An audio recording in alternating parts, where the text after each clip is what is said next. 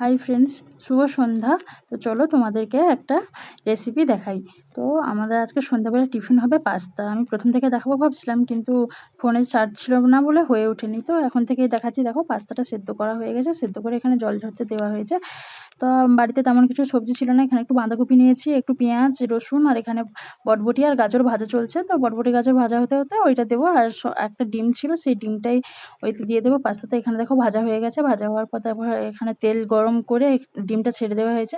ডিমটা দেখো খানিকটা পচির মতো দেখতে লাগছে, কিন্তু ওকে ভুজিয়া করব। তো একটাই ডিম ছিল, তো সবার মুখে মুখে যাতে পড়ে, সেই জন্য একটু ভুজিয়া করে নিচ্ছে। তারপরে একটু তেল দিয়ে দিয়েছি, কড়াইতে রেগে যাচ্ছিলো, এই জন্য তেল দিয়ে দিয়ে তারপরে লবণ দিয়ে দিয়েছি। লবণ দেওয়ার পর এবার একটু লাল লাল করে একটু ভেজে নিই, না হলে তো এমন একটা গন্ধ গন্ধ করবে। তো ভেজে নিয়ে ওই আবার যেই সবজিটা ভাজা হয়েছিল তাতেই রেখে দিয়েছি। রেখে দেওয়ার পর তারপরে এবার একটু কড়াইতে তেল গরম করতে বসিয়ে দিয়ে এবার পেঁয়াজগুলোকে একটু ভেজে নেবো। তো পেঁয়াজগুলোকে একটু গা থেকে ছাড়িয়ে নিচ্ছি, না হলে পেঁয়াজগুলো ভালো করে ভাজা হয় না। তো পেঁয়াজ থেকে দেখো ধোঁয়া ওঠা শুরু করে দিয়েছে। পেঁয়াজটা একটু ভালো করে ভাজা হয়ে গেছে। এবার রসুন কুচানোটা দিয়ে দিচ্ছি, দিয়ে এবার দেখো নাড়তে নাড়তে এবার সবজিগুলো দিয়ে দিয়েছি, দিয়ে এবার নাড়ছি। নাড়তে নাড়তে এবার দেখো একটু নাড়তে নাড়তে একটু স্মেল উঠলে তখন পাস্তাটা দিয়ে দেবো। সেই জন্য দেখতেও খুব সুন্দর লাগছে বলে আমি একটু দেখিয়ে দিলাম, ভালো লাগছে দেখতে। তারপরে দেখো এখানে দেখো কেমন লাগছে। তারপরে এখানে পাস্তাটা দিয়ে দিয়েছি। পাস্তাটা দেওয়ার পর তারপরে এবার নাড়ছি।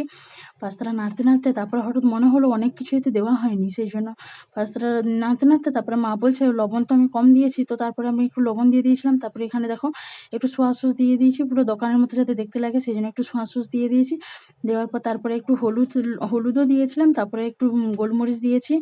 গোলমরিচটা দিয়েছি কারণ লঙ্কা তো নেই, সেই জন্য লঙ্কা দিইনি বলে এই জন্য গোলমরিচ গুঁড়োটা দিয়েছি, একটু ঝাল ঝাল লাগে। তারপরে দেখো এখানে দেখো চিলি সস দিয়ে দিয়েছি। চিলি সস দেওয়ার পর তারপর এখন নাড়ছি।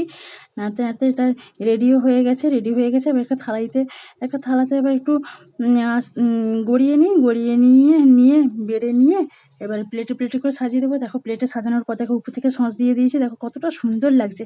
এখানেই শেষ করছি, টাটা।